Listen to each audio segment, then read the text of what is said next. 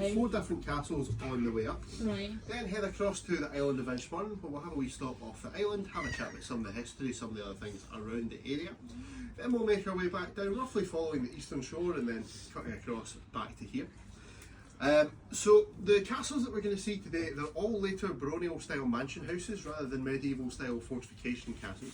Right. And they've all been turned into various types of accommodation these days as well. So the first of which you guys might have heard of, it's called Cavern House, and it's been one of Scotland's foremost hotels and resorts since the 1990s. So the marina for it is just the other side of these trees, and then the next bay over is where the actual castle and the rest of the hotel is. There is also a seaplane that runs from the front of their hotel, so if he's there, it makes for a really nice photo with the hotel in the background and the seaplane moored up. Alright, we will It's go. It's there. There you go, it's still there. He has been out today though, so if he is going out, keep an eye on the sky. He does have a habit of coming to land as close to me as physically possible, so we'll see what he does. Cool. The actual house though, it was originally built as a house for one of the merchants from Glasgow who was quite involved in the art scene, and he would invite out writers, artists, poets, that sort of thing, to come and get away from the city, experience the beauty of Loch Lomond and use that as a bit of inspiration to put into their arts. So we did have writers such as Sir Walter Scott would come up and stay here, and other people of that ilk as well.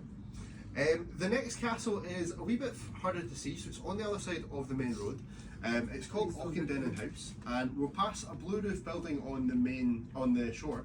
If you look right behind that, you'll get a good view of the majority of the castle. The rest of the time, you'll kind of just see the very top of the spire. But Auchendennan House was used as an anti-aircraft battery during the Second World War to help defend the shipyards on the Clyde just south of us. After the war, it was then turned into a youth hostel, which is what it was up until about 2006 or so. During that time, it was also used as a filming location for quite a few different productions. The most famous of which would be the BBC TV show Take the High Road, that was on late 90s, early 2000s.